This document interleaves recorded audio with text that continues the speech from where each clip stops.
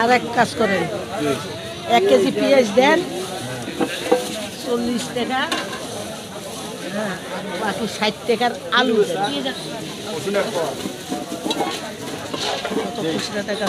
দাদা মরিচ দেন তো, মরিচ দেন আর পেঁয়াজ দেন।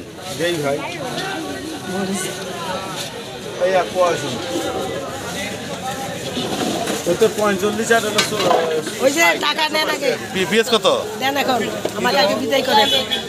1 কেজি পেঁয়াজ দেন আর বাকি টাকার কতক্ষণ আলু হইবে দেখি।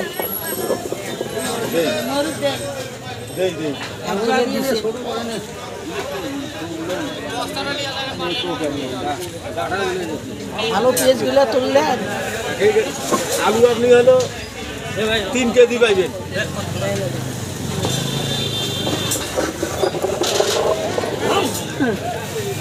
নিয়ে যাওয়ার দোকান